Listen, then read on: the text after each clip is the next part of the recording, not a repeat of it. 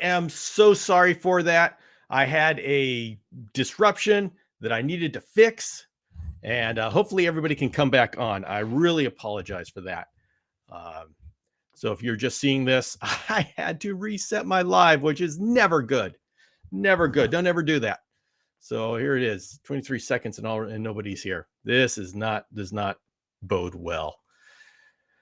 All right. Hopefully everybody figures this out. We were talking about Chameleon Christmas gift giving. And Howard, I'm so glad you made it back here because that's never good when you have to switch up in the middle of a live session. So I really appreciate you all coming back on, finding me here, and hopefully the rest of everybody finds it as well. So anyway, Howard, you were talking about the plant propagator. I gotta say that is possibly my favorite of everything that I've chosen. And let's see, I'm gonna grab this. Hello, Jennifer. I am so glad you made it back on. I I am sorry that I had to make that switch, but yeah. So of all those, hello, Dean. Oh yeah, Dean. I tell you, uh, good. So Jennifer got an alert. I am glad to hear that. So anyway, here is that plant propagator. And I just love it so much. Yeah, you guys chaffing my hide here. You just giving me a hard time, but yeah. And so the thing about this is, I mean, I have jars sitting all over my kitchen counter with leaf cuttings and all that. So it's not like there's anything magic about this. What's really cool about this though is I have this hanging in the hall in my doorway. And so when I come into my house, this is what I see first, and it's really cool because obviously you hang it on the wall, and it's in a bright spot. And I am changing out the leaves as they get roots, which I'm going to have to plant these. I switch them out, so every couple months it changes, and it's a really cool to see these things grow. And so this is just a very simple hanger that makes it beautiful. And so I really love this, and I'm I'm glad to suggest this as a gift giving recommendation. It's one of these things where we chameleon people, uh, we may not realize how much we would love this, and so this is a good thing to get somebody as a surprise because they'll say, "What is this?" And then before long, they're addicted to it and they'll love it. So, oh no, Natalie, you didn't get an alert. No, Leanne, how do you drain clean it? Uh, the you can take these off, and so every month or every couple months, you can take these off, take this out, and you can clean all of these. It's really pretty simple, and you really don't need to high temperatures. The room temperature, my house temperature is fine. I've never had an algae problem with it. Um, hey, Lois, hello. And no, I don't know anything about beta fish, so I'm gonna have to let you guys all take care of that. And this is okay. I'm gonna show this off. Let's see where I got so you can all see it. I am gonna show this off because I love this propagator here. This is my pothos propagator, which you saw in the video. But let's see, there is my jade pothos. So if you really want a dark leaf, the jade does it. And when you're selecting, here you go. Now you can see me. When you're selecting the pothos for different places in the cage, I'll give you a little hint.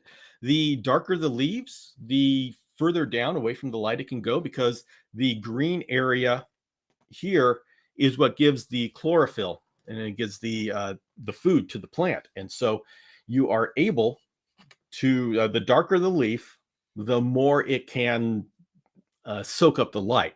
So things like this snow queen down here, it's going to want more light because it has less green area. So there we go. Hey, Richard. Hello. So things like yeah, like the Snow Queen and this Enjoy. I have them higher up so they can get more light and maintain that variegation. But let's go ahead and give you a little tour here. This is my Jade. This is the Enjoy, the Neon Pothos, my Snow Queen, my Golden Pothos is the one you usually see. And I needed a sixth one. And so I went ahead and used the Satin Pothos, which isn't officially a Pothos, but it's close enough. So Nellie's saying Pothos are actually a rather low light plant. Yes, they are. But the darker the leaves, the lower the light they can handle. Surf Panther, that's pretty cool. Yeah, I love it. I love it. Jennifer's giving air tags to everyone. Oh, actually, yeah, when you ship reptiles, that's a pretty cool idea. Now, of course, we chameleon people, let me put this back. You got a chameleon person in your life. It's amazing how happy we get with something as simple as this. You find a good pothos out there, we get all happy about that. Now, if you happen to find an interesting pothos like a Snow Queen, you can sometimes run into these in Home Depot, like a Snow Queen or a Neon. That can really, that can be kind of interesting. Now, I'll say, you really want to do something that's going to get the chameleon person in your life just Twitter-pated. Yeah, well, just hold on while I whip this out. If you are in Home Depot or anywhere and you find something like this, oh my goodness, snag it. Put this under the Christmas tree. Your chameleon person is going to go nuts. This is, these are so nice for the chameleon cage. Instant cover, beautiful. So, yeah, I'm going to say that you'll get noticed. You give your chameleon person this. Yeah, and we chameleon people, or even us reptile people, we're an interesting breed. I know you watch my videos to see my my wife who breeds your Platus fantasticus. I got her a bouquet of branches, and she loved it. So it's knowing your partner. Now, let's see. Lewis says, I've seen there's a place that stocks leap habitat enclosures. I'm treating myself to a couple of Christmas. I'm sure I'll have the good results from what I've seen on YouTube. Leap are great little enclosures. And spoiler alert, I've actually got a Leap is one of the gift recommendations that'll be coming up this week as I get to the end of my 12 suggestions. Let's see. And the thing about the Leap enclosures is that they're just fun to work with. Now, someone's going to say, but you could do that with an Exoterra. Why is it now you're all of a sudden having fun with Leap? And I don't know the answer to that question. I really don't. It's like when I first got my first iPad, there were microcomputers at the time who could do a whole lot more than an iPad. And I was debating, well, why don't I just get a microcomputer that's been around for a while? But I want an iPad. I got the iPad and I never regretted it. And I loved it. And I couldn't tell you why. Well, it's the same with the Leap cages. I don't know why I love them so much and I'm having so much fun, but I am. So, hey, I'm just going to share with you my life and that's it. So let's see. Inspector Gadget saying, Howard saying, how do you hang those? They are heavy. Yes. The dragon ledges can handle it. And so I can only hang those in cages that have dragon ledges unless I build some support up top, which of course all of my cages have dragon ledges, so I don't have to worry about that. But with the dragon ledges, I make sure you've got 2 dragon ledges on each side, and I put those long thick vertical branches between the 2 ledges. And on those vertical branches, I can put something this heavy, and it's not a problem. Let's see. Leaps are amazing. Oh, leap foggers. Yeah. Jennifer says I have exoterras too. All right, Jennifer, I'd like to hear your input. You have exoterras, I have exoterras, and I have leap, and you have leap. Why do you have a preference, and why? What's your input on the difference between the two? What do you enjoy one over the other? Uh, I I like the leap, and I don't know why. So maybe you can help me verbalize and figure out what to say here. Um, oh yeah, you're in the UK. That's right. They just started being available in the UK.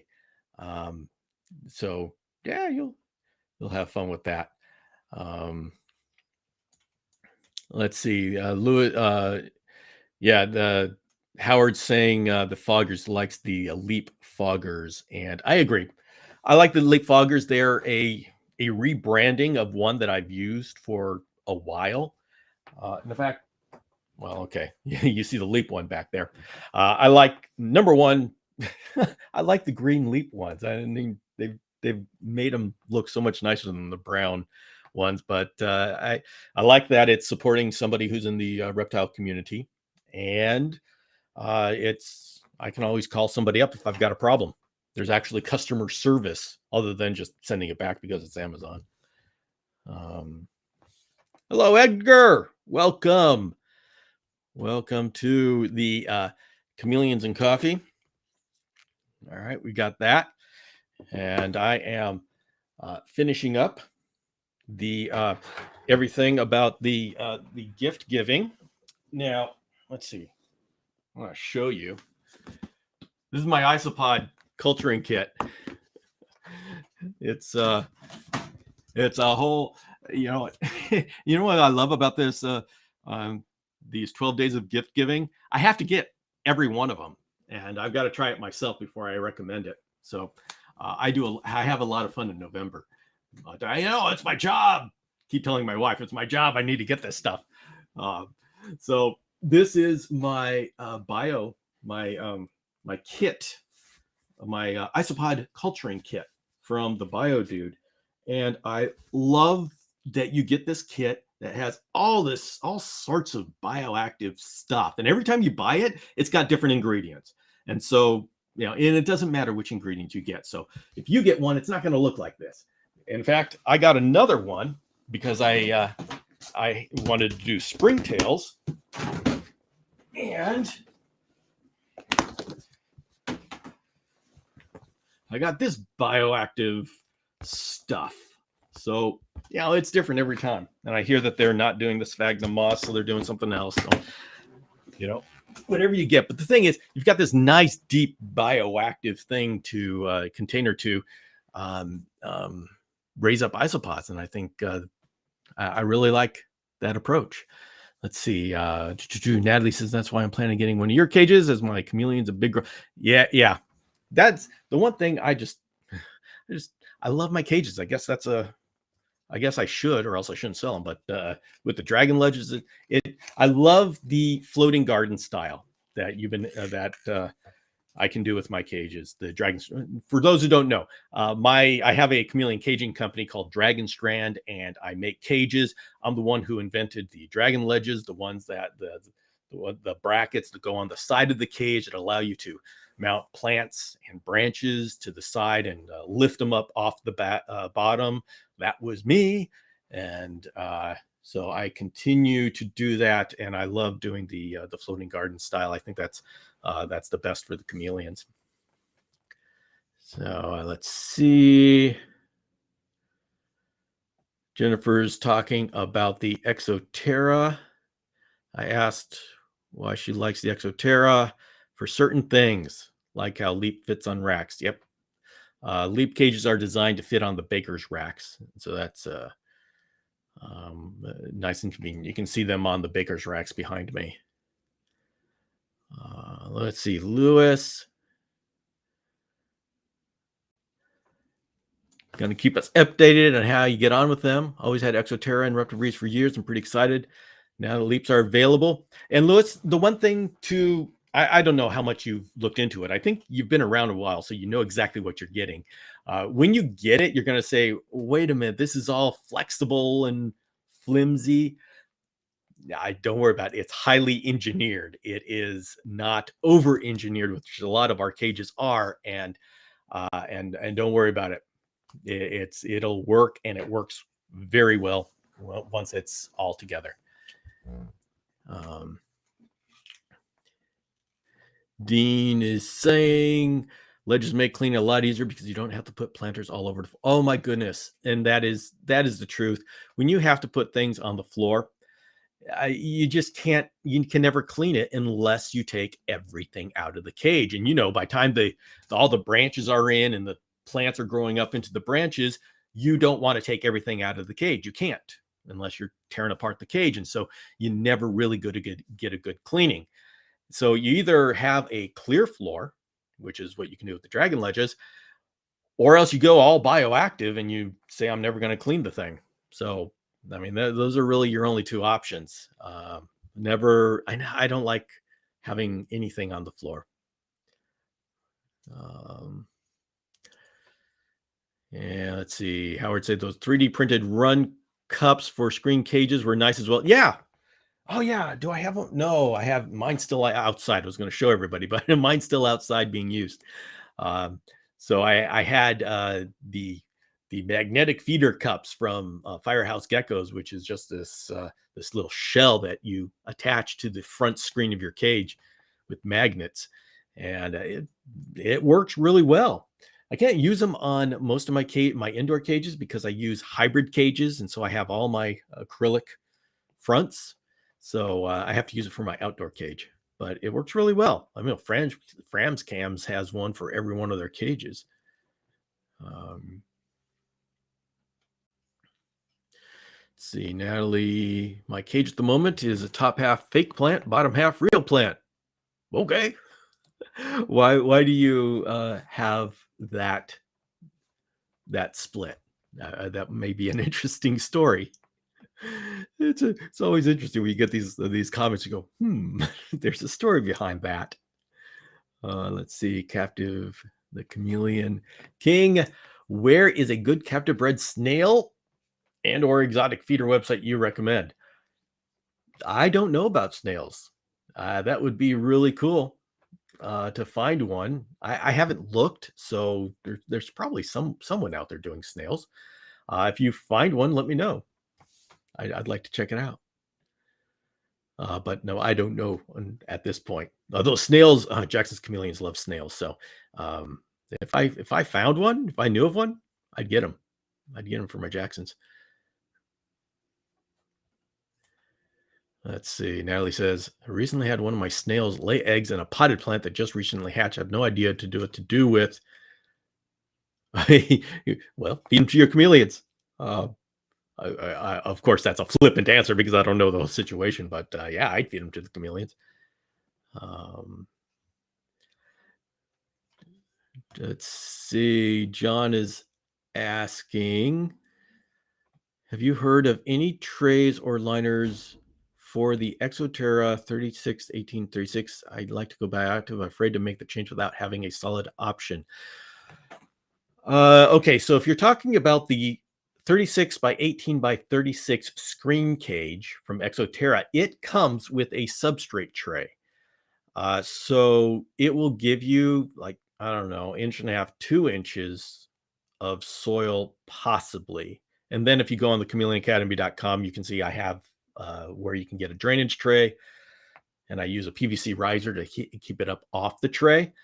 If you want more than a couple of, like, the 1.5 inch that tray that comes with the cage offers, I would suggest building like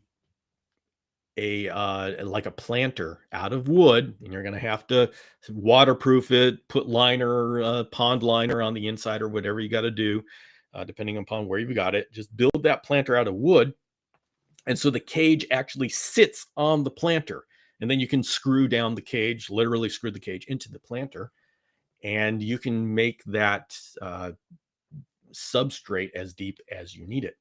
And I mean, that's what I do with all of my outdoor cages.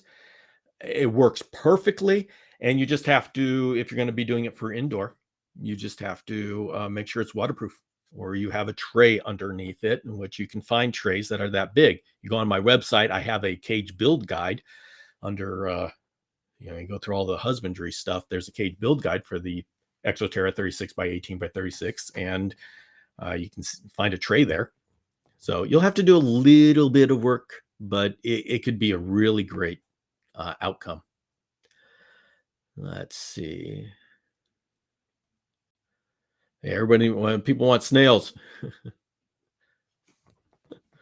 Another way to get 3D printed run comes from Amazon. Dad doesn't trust Etsy for some reason. That guy sells on Etsy only, as far as I know. You could check. I'm sure there's some people that sell it on Amazon, but it's not going to be the same thing. And there are other feeder run cup type things that look like that, but I can tell you they are not as robust as the ones from Etsy. My suggestion would be to just get it from Etsy. I don't know what the problem is with Etsy. Etsy is as immoral as Amazon is, so they're not. One is they're both at the level of evil, as far as I'm concerned. Europlatus owners are raising them. Okay. We just need to know if any of those Europlatus owners are providing them for anybody. Okay, good. Natalie says land snails are actually illegal to sell now. Well, they are pests, so that doesn't surprise me. And John's talking about didn't want to lose height. We're talking about that planter. Yeah, the wonderful thing about building your planter box is you can make it 12 inches deep. And the deeper you have it, the more natural, the more the water can flow down, and it won't saturate the soil. And there's so much more you can do when you get more than just a couple of inches. And so I really love it. It takes it takes extra work, but the result is nice, and the freedom it gives you is great. Taze plays. Have you ever tried letting a female chameleon lay her egg in a bioactive enclosure and see if the eggs will hatch? Yes, and yes, they will. Yeah, it all depends. Yes, it's really not. You have no problem doing that. You gotta. Thing is, you have to make sure that the substrate it's about like 6 inches deep, so it gives them enough. They only need about 4 inches to lay their eggs. And then you got to make sure that the soil doesn't become saturated with water. As long as you have a healthy substrate, it's absolutely no problem having the eggs hatch within that cage. The thing is, many people don't have healthy soil. That's the one thing you got to make sure you have. Let's see. Howard is making sure, keeping me honest. Hello, Howard. There you go. But to be honest, this is just a mug, and the coffee used to be in there. I'm out of coffee now. So I'm very sad, but at least it's the spirit of coffee. So it is chameleons and coffee, the spirit of coffee.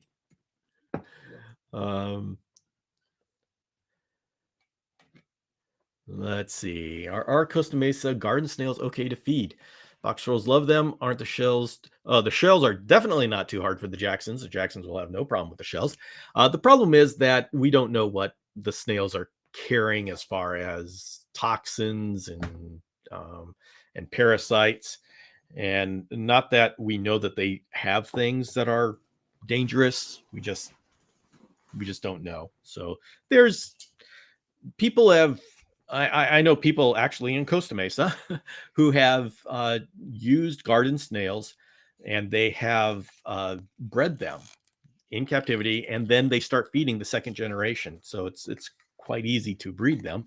Of course, they're all around outside. But then you just get the second generation. And so by that time, if you keep separating them out, you don't have to worry so much about, you don't have to worry about the toxins and the parasite load. Hopefully, not a whole lot are transferred over, at least not parasites that are infectious to chameleons. So that's been done before. It's a little bit of work, but people have done that, and the chameleons like the snails. Have you ever fed your chameleons stick bugs, praying mantises? Oh yes, oh yes, I have done that, and they love stick bugs. They love praying mantises. The one thing about praying mantises, if you go for an adult, they can fight back. And don't post those on social media, because then the praying mantis people get all up in arms about how horrible it is that you are feeding praying mantises. Of course, I ask, why is a praying mantis life any different than a hissing cockroach life? So, anyway.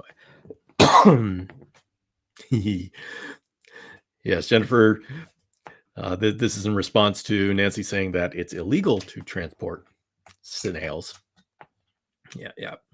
RD Custom Direct is in the house. Hello. Whoops.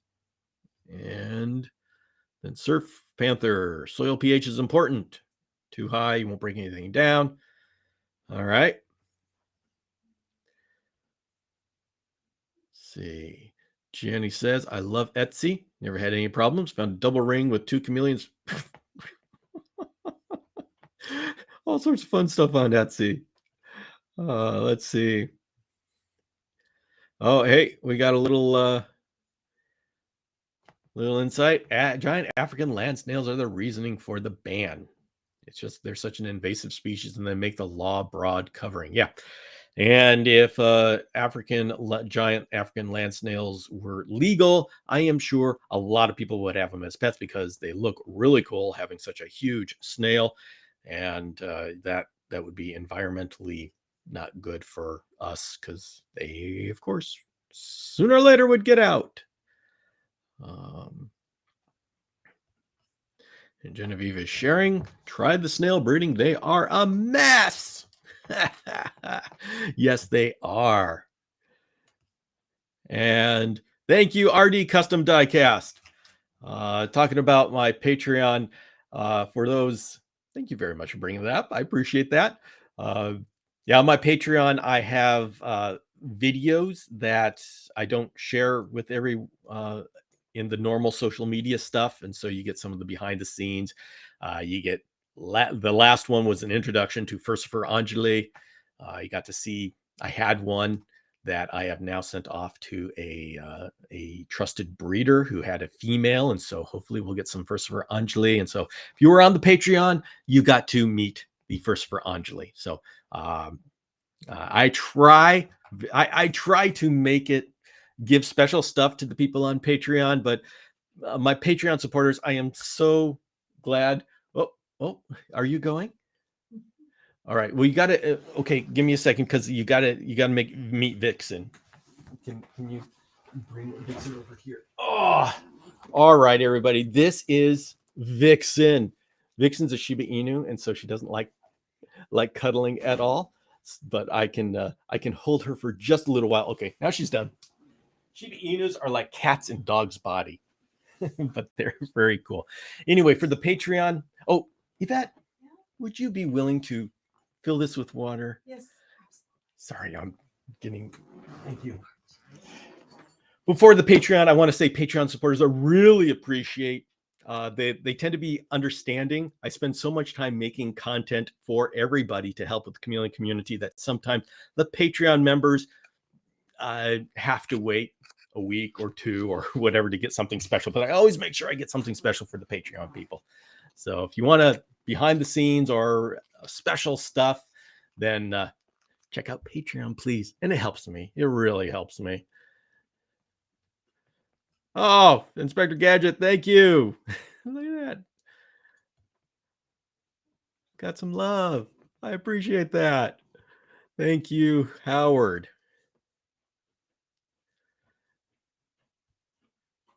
And thank you very much. There's that water. Appreciate that. Tom,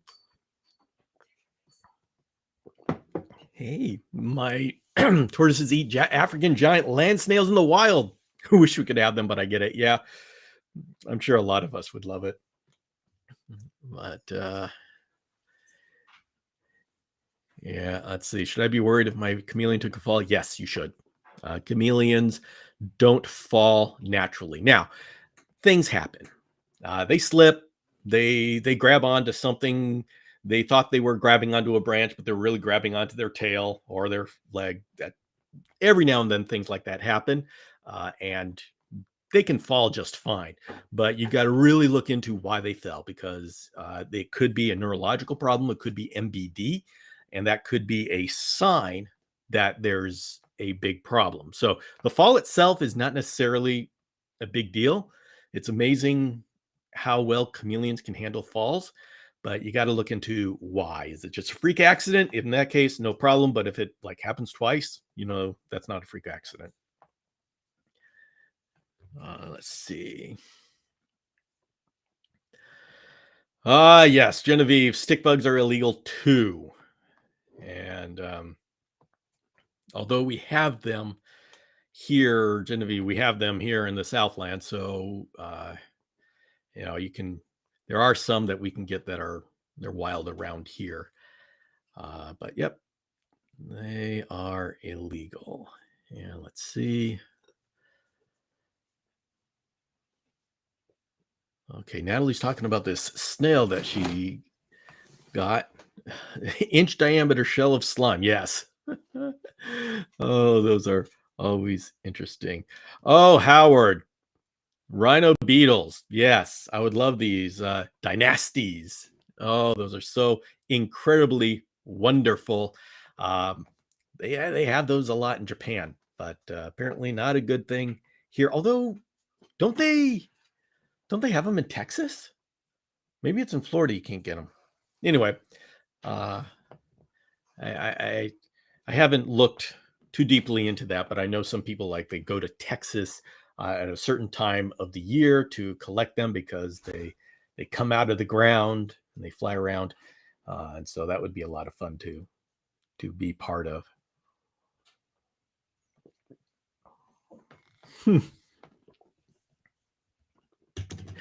All right, Jenny's talking about chameleons falling. Yeah, if they insist on climbing on something that they really can't get a good grip on, all right, so that's a reason. So there's no MBD there. So yeah, for the fall, if your chameleon's falling, it's important to know why.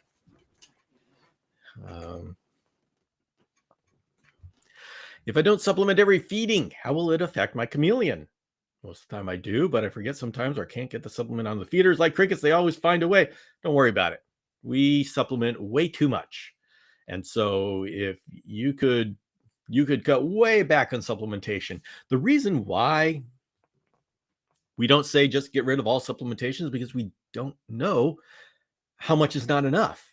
And so if we don't know how much is not enough, we just overcompensate, and we at the amount of supplementation that we are recommending right now, we know it's not too much.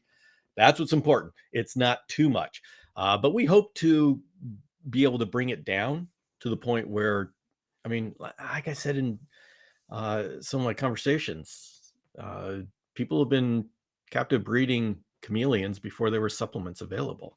And now they didn't have cricket farms, so they were using diurnal insects that they caught from their yard.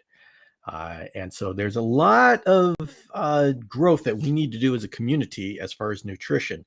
And, we continue to push forward, but I think you're going to find within the next, I don't know how many years, we're going to have care summaries, care guides that have supplementation at just a small percentage of what we have now. It's just, so don't worry about skipping a supplementation. Don't worry about it falling off of the crickets. That's not going to be a problem. So Indiana is here in the house. Hello, Indiana. Very good. All right. We have some conversation about that slip and fall. He got too excited during feeding and forgot to break and lost his step and fell to the ground. He seemed to be fine by God word. Okay, if it's just one of those things that happens in life where you do a misstep, chameleon's going to be anything can happen. I had a chameleon leap off my hand and hit his head against a concrete block on his way down. He was not fine. I mean, he got up after that, but he was not fine. So you got to be really careful when you have a jumper. That was a long time ago, and I've learned since then. But chameleons do really well falling. That's actually a defense that they have. There's when you look inside of a chameleon like a necropsy, you realize they're mostly air. So chances are very good that that fall had absolutely no effect on your chameleon. Let's see.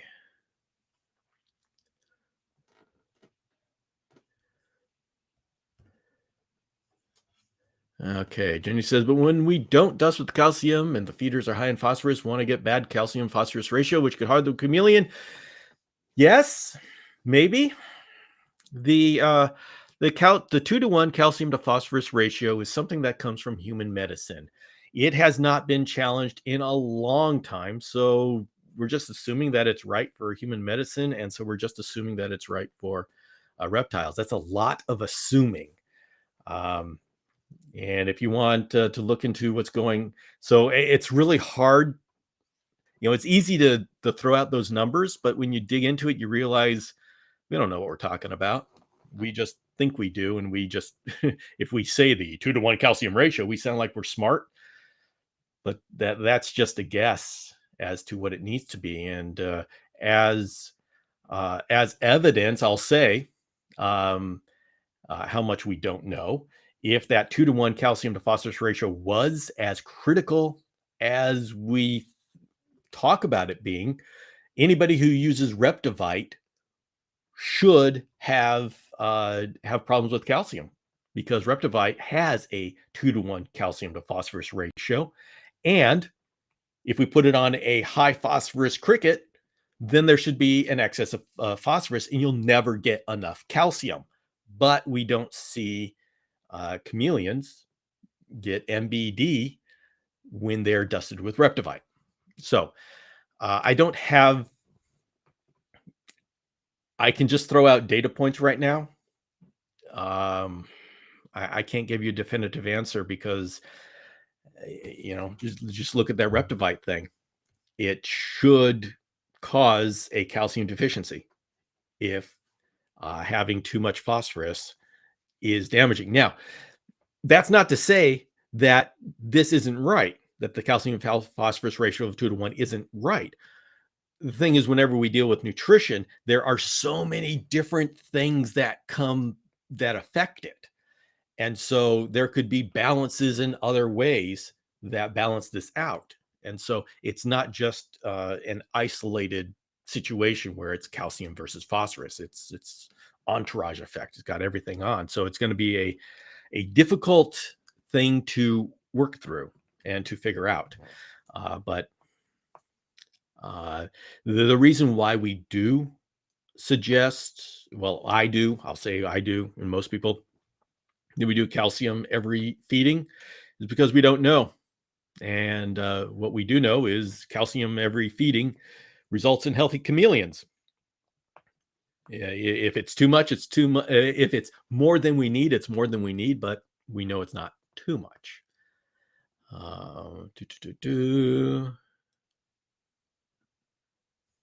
Let's see. Neptune suggests to supplement every feeding and give vitamin D3 once a month.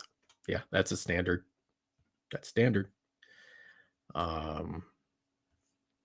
That's what I suggest for Chameleon Academy, although I have once a month for my Jacksons and twice a month for my Panthers and Veiled. But I got to tell you, I've gone years without doing the multivitamin and just doing calcium and B-pol in every feeding and gut loading the insects, and I didn't have any problems. So there's a lot of leeway with supplements and nutrition, and so and I know in social media people have gotten militant as to what you need to do, and if you miss one of those multivitamins, oh, your chameleon is going to be sick and die. If you give more than two, say you supplement every weekend, oh, your chameleon is going to get an overdose. This is all garbage. It's not that specific. And in fact, I mean, I can tell you experiences. I've given my Jackson's Chameleon Repashy Calcium Plus Low D twice a week when they were outdoors, and they did fine. So, there's when we talk about supplementation, we try to put together a routine that is going to uh, be healthy for the widest amount of chameleons, but there's a lot of leeway on that. A lot of leeway. Hey, Sean McZoo's here. Hello. Good to have you. Um, my chameleon hasn't grown in a while, and I'm scared he has stunt growth. It's possible. Now, I will say, I mean, you just got to make sure you have the right heat, not too much, not too little, right hydration, UVB, and the nutritious food and all that kind of stuff.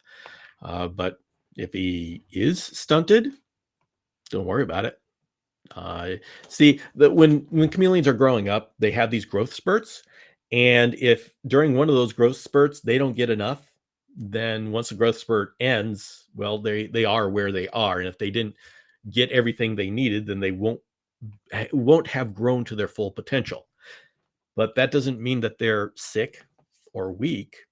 They can just go through life a smaller body, and they will be fine. They will live a long life like that. It's not a big deal. Obviously, we want them to grow to their full potential, but uh, you have to figure out why your chameleon hasn't grown in a while. Just make sure that they've got the right husbandry. Um,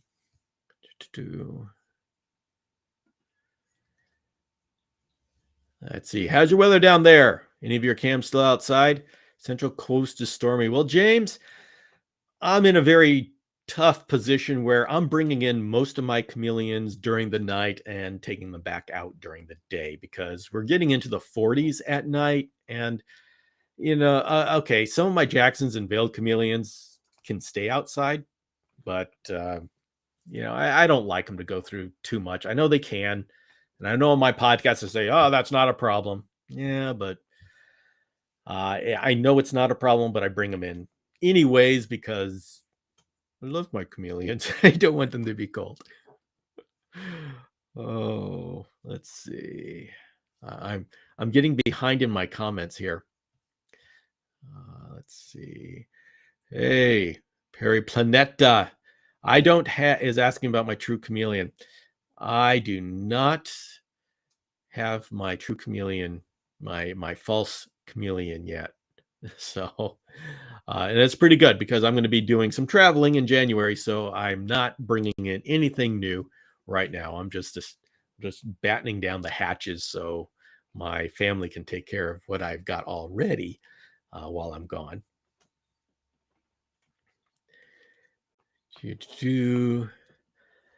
How do you feed the bee pollen?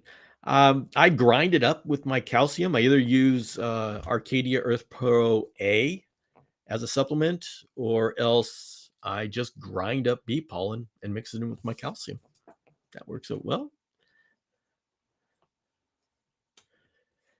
All right. Hello, Bill. You look today. Excellent. I saw a lot of chameleons drinking water in water cups these days. Yes. Yes. There are people who decide to give their chameleons water dishes, and that's going in the wrong direction in my point. I don't do that. um, I've explained why that's not where I want to go, and other people are just enthralled with the idea of chameleons drinking out of cups, and well, okay, you know you guys go off in that end. uh When you have a baby panther hatch, when do you use UVB and start with regular misting? I start from the beginning, from day one. Now, the caveat to that is I don't use the same strength. I make sure that they can get away from the UVB and that the misting isn't blasting them. See, that's the problem with our UVB and our misters with babies is generally we have babies in smaller cages. And in that case, you really need to dial back. You got to give them the ability to hide from the UVB. If you had a hatchling panther, you could put them in an adult size cage that has the UVB and the mister and all that kind of stuff because they have enough places to hide. And so that's the thing you got to really watch out for. And so I like to, I give UVB and misting from the beginning, but I make sure that it's not, that they're not trapped in UV index of 6 and that they're not blasted with misters. I do a lot with fogging. That really works well. Let's see. Oh my goodness, I am way behind in the comments.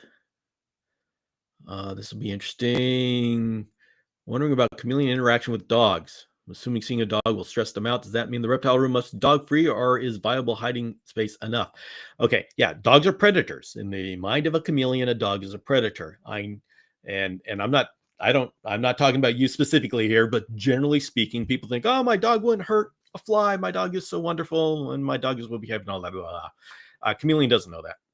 Deep inside the chameleon, that's a predator. And the chameleon thinks you're a predator, but the chameleon is saying, okay, wait a minute, that predator shape thing is giving me food, hasn't hurt me every single day. And so it's learning you. The dog, it starts from the beginning. Okay, I've got a predator. What you can do is make sure the cages have a lot of foliage so the chameleon can feel safe and have the cages up high. If the dog is running around on the floor, the chameleon is not going to have a problem with it because the chameleon feels safe up above and is looking down at the dog. That's fine. If the chameleon's cage is on the floor and the dog comes up and is sniffing at the same level that the chameleon can perch, that's a problem because then the chameleon feeling threatened. So you're going to have that stress. And of course, you know, your innocent dog going around wanting to sniff things just to see what the world is like may not be thinking about hurting the chameleon, but the chameleon doesn't know that. So making sure the chameleons can see the dog as long as they feel safe from the dog. And in a chameleon's mind, safety is height. So if you give them height, they'll be fine.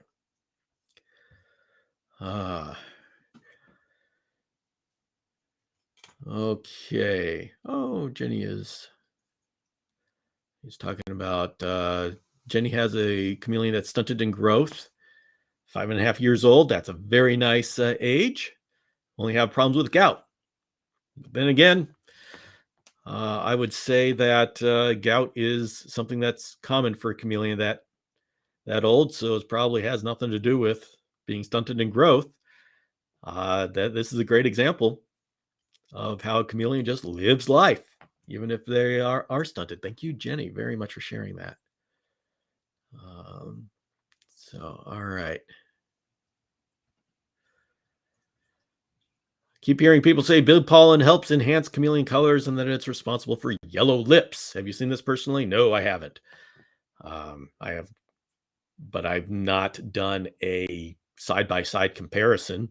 It should be, if this is true, I'm not saying it is or isn't, I haven't noticed it yet, but if it is true, then it should be pretty simple for somebody somewhere to try out. Get 2 pardalis, because pardalis will have those yellow lips, and have them side by side and feed them one with bee pollen, one without bee pollen. And after 6 months, you should notice a difference. Somebody ought to test that. If somebody is saying that this is true, somebody out there should test it and say, okay, yes, it is. Here's the proof, or not. What's your go-to vitamin and calcium that you use? I like Arcadia Earth Pro A. because it doesn't have it's just calcium and bee pollen. And when I run out of that, I literally get bee pollen, I crush it up, and I mix it with calcium, plain calcium, and that's what I use. So, um, oh, this is a tricky one. What do you do about shed stuck in the eye? Um, so the question is, it's in the eye or on the eye? If it's on the eye, I try to very gently um, pull it off. But if the shed is stuck, that means it may be stuck on the skin, and you don't want to rip the skin. So you got to be really careful. And of course, messing with their eye is not is not fun. If it's actually in the eye, inside the eye, and causing problems, that's a vet visit for me. I don't like messing with that. If I can pull it out, I'll try. But usually, if it's in there, it needs more serious attention than I can give. Um, my chameleon really likes to munch on plants. Should I reduce the number of feeders? No. Uh, do not consider munching on plants as part of their diet. That's something that they do, but they don't get any nutrients from the plants. They don't get any moisture. That's something that they do. The best hypothesis as to why they do it is because they're looking for roughage to help stuff go through. But the you keep feeding them the regular feeders. Will chameleons drink out of a waterfall? Yes, they will. If they see moving water, they will drink out of the waterfall. But that is a poor choice for hydrating a chameleon. All of us, when we start, we all like the idea of having a waterfall in our chameleon cage. And this is going back decades and decades. We all like waterfalls until we actually do it and we try to make it work. I've tried. I've been very clever about it. Everybody's clever. They talk about, oh, I'm going to have a filter and I'm going to have all this stuff to keep it clean. And everybody in the end says this is way too much work for what it is. And so I would say just stay away. I suggest don't even worrying about waterfall. Save it for other reptiles, other setups. It just doesn't work with chameleons. But every time I say that, I have people say, you just don't know how clever I am. And I say, okay, have at it. And it's not that those of us who have tried it before are stupid, are not creative. It's just we've tried it before and it just doesn't work well. But chameleons will drink out of a waterfall. In fact, back before we had misters and everything, we put a bubbler in a bowl of water and chameleons would drink out of that. But the thing is, when they start drinking from that, they are dehydrated. You don't want to let them get to the point where they want to drink out of a bowl of water or a waterfall or a bubbler. That is, if you're looking at how we look at the most progressive way of looking at hydration for chameleons today, it's naturally through the humidity and through the mist on the leaves. If you've got a chameleon that is going to be drinking out of a bowl, or you're forcing them to drink out of a bowl or a waterfall or something like that, the chameleon is getting more dehydrated than you want. All right, guys. Well, there's an idea. Tip with the ice shed. Wait till they're asleep, then still use tweezers. Good idea. You're going to get one good shot at that before they wake up, but that's a good way to get that first shot. Hello, Juan. Jonathan says, I recently got a new veiled chameleon. How should I increase humidity? Jonathan, you should go to chameleonacademy.com / and look at the profile section. You're going to see a veiled chameleon profile, and it's going to tell you all of that. And even on this channel, there is a veiled chameleon care guide. find that video, and it's going to talk about increasing humidity and the entire humidity cycle and how to do that. All right, guys, we're going to have to we're coming on the hour here. Do all panther chameleons dislike being handled, or is it temperament dependent thing?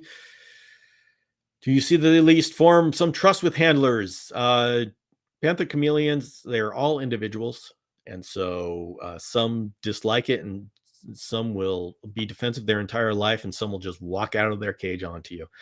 You can't predict it, and you can't change it. You can. They will learn to trust you, and they will learn to not be scared of you, and they will learn that you bring food. So they can learn, but it's really hard to. You can't reliably tame a chameleon to where, okay, I can tame any panther chameleon. Yeah, they all have their own personality.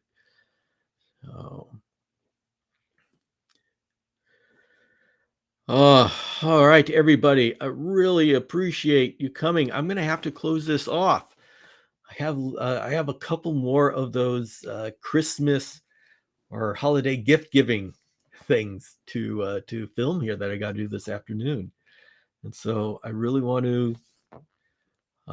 Katrina Pena saying, "What do you think of water soluble ointment?" I don't know. I haven't used that, so I don't know. It sounds like it would work. It should work. I don't know. So, okay, one more. Okay, how often should I sanitize the jug?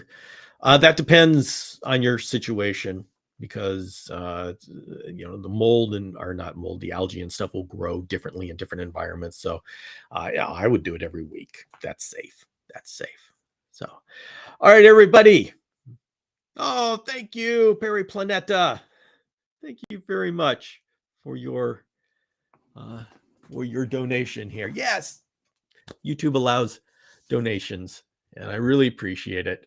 So all ranunculus, we're just hello. We're just saying goodbye. I got to get off to things. If anybody wants to talk to me again, I'm going to be Tuesday on Instagram. I have my live Tuesday evening, 5:00 Pacific. And so we can talk again there. If you want to, I'd like to invite you join my Patreon or there's a membership, like a subscription on Instagram. I have videos on both of those. I share between both of those, so you can choose which one you like. And I have some more in-depth topics that I want to talk about in videos. And so you can join those, and you get like the behind the scenes, and you get the special attention. And I make sure if you've got a question and you're part of the subscriber circle, I make sure that question's answered. So I appreciate everybody who has supported me as being an Instagram subscriber or a Patreon. And I appreciate all of you coming out on this Saturday afternoon and hanging out with me and talking chameleons. So I want to say, just check everybody here. Thank you very much for being here. And I'll see you next time. I'll be here next weekend, and we'll do this again. See ya.